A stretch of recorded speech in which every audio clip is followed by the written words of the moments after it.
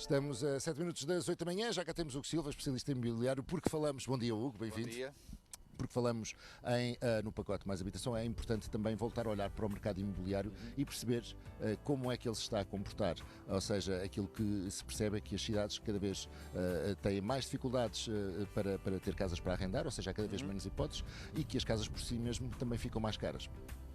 Assim, há aqui um parâmetro que eu acho que as pessoas que estão em casa e todas as pessoas têm que perceber que o mercado imobiliário não é um mercado de resolução rápida. Sim. Ou seja, não há medidas que os governos possam tomar em que as coisas tenham um impacto direto entre aquilo que é a oferta e a procura.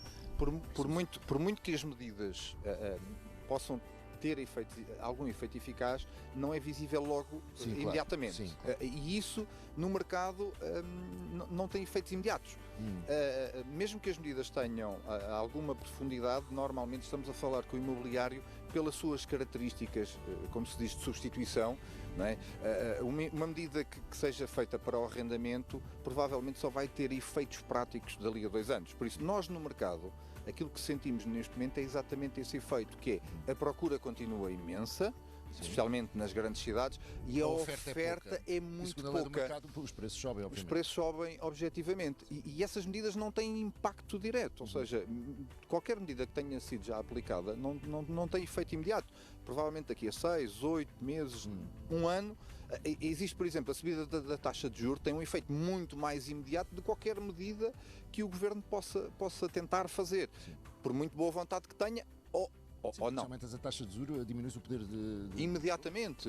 Imediatamente. Uma das coisas que eu, por exemplo, faço com os meus clientes hoje em dia é eles perceberem, especialmente nos proprietários que querem vender, é perceberem que uma pessoa que podia comprar um imóvel de 400 mil euros há um ano atrás, hoje consegue 250. Sim, claro. E esta proporção, e o arrendamento tem um problema adicional. Que este problema adicional, para mim, no meu ponto de vista, tem a ver com o fraco investimento e o pouco de apoios naquilo que é o investimento no imobiliário para arrendamento em Portugal. O arrendamento em Portugal é, por si só, muito amador.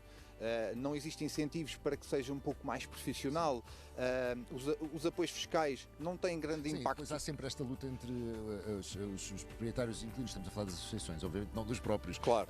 Em que se quer de facto uma habitação mais condigna, mais justa, mas depois como se os proprietários tivessem culpa não tem. Na realidade isto também é um negócio. E muitas vezes nem sequer conseguem ter a capacidade financeira para conseguir apoiar, ou seja, para dar boas condições, porque apesar de tudo, os custos, só com impostos, de 18, 20, 25%, que se retira a renda, provavelmente seria a capacidade que eles teriam até para melhorar as condições dos próprios inquilinos.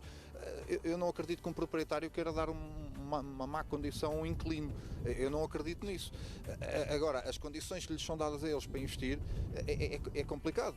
Ou então temos que falar que um proprietário também investe, sejam as obras que estão cada vez mais caras, que é cada vez mais difícil. Portanto, tudo isso se vai refletir depois no preço final. No preço final. E depois não haver um claro investimento, ou existe um claro investimento da parte do governo em habitação e nova construção para apoio, o que demorará sempre, eu já vi alguns debates sobre isto, mas qualquer construção demora no mínimo 2 anos a estar, entre o início do projeto até o fim, 2 anos e meio, e nós temos casos dramáticos em Portugal hoje de falta de habitação.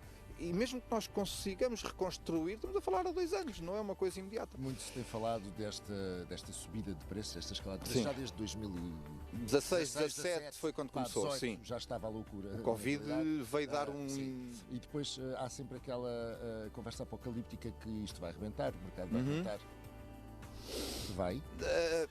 Tendencialmente, com a subida da taxa de juro, desacelerou, ou está com tendências a desacelerar. Mas não existe reposição do mercado. E quando eu digo reposição, não existe construção.